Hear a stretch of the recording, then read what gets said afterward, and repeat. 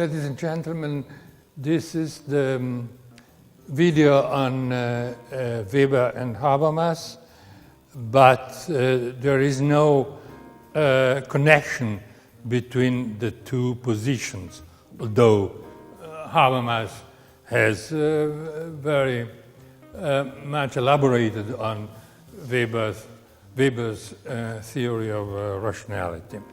I simply have to, I simply cannot close this course without giving you basic information about these two very important points made by the two theorists of society.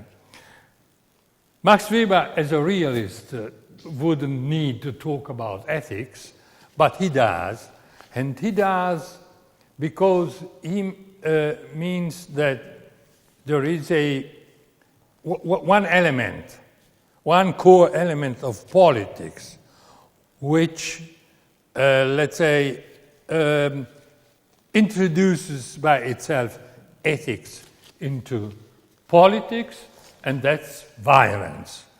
Violence in general, and of course also violence in Max Weber's personal experience during the World War and then in post-war revolutionary Germany, 1918, 1920.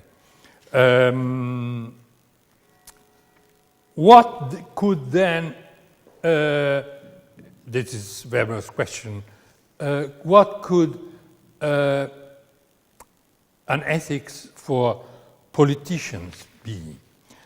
He thinks that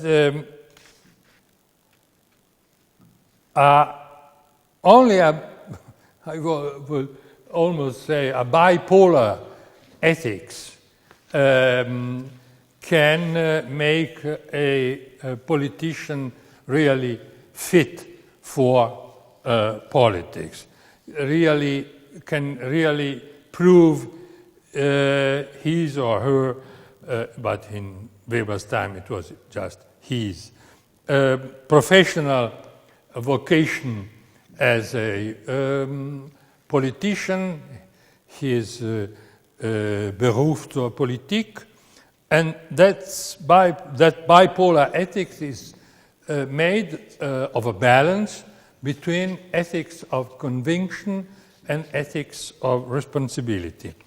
Ethics of conviction is most clearly based on the beliefs or on the political and religious faith of political actors, and it must be, let's say, contained and put in a relationship with its opposite, responsibility. Otherwise, let's say, an ethics only based on conviction can become fanaticism, and in this sense also unleash more violence than necessary. On the other hand, ethics of responsibility, that is, that a politician should always be capable to take responsibility for what he is doing and do only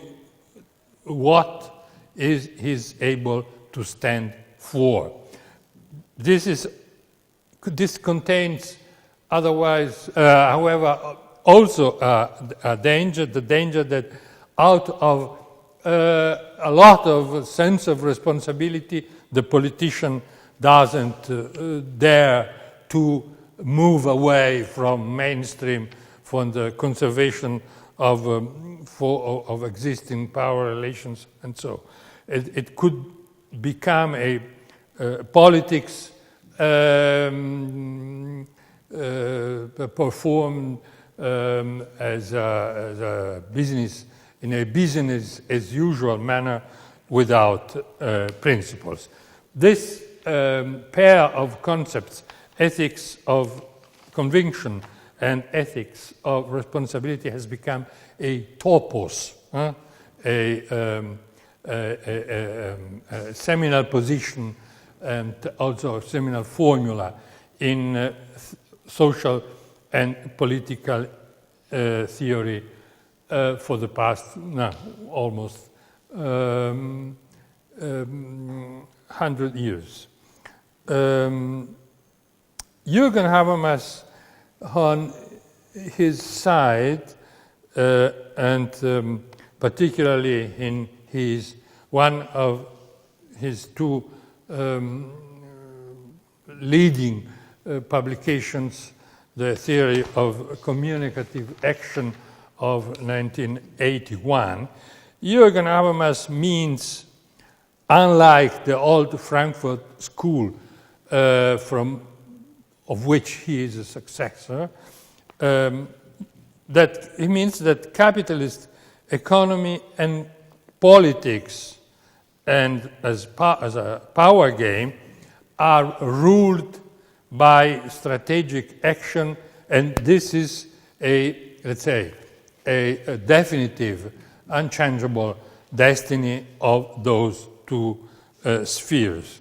They are, he says, in the aftermath of modernization and rationalization, dominated by a systemic logic in which the Kant's categorical imperative has no place, the imperative never to use human beings as a means to an end. But it's different in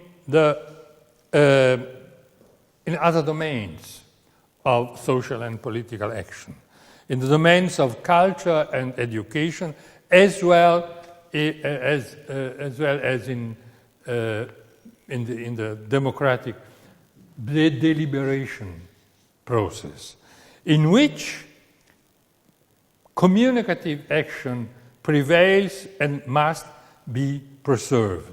What is communicative action as different or opposite to strategic action, to calculation? It's a kind of approach to action that looks for mutual understanding with the other actors, which is tentatively free from domination or manipulation, and which is, in Habermas's view, not just an ideal, but has a, let's say, a real root and source in the basic structures of language. This was it.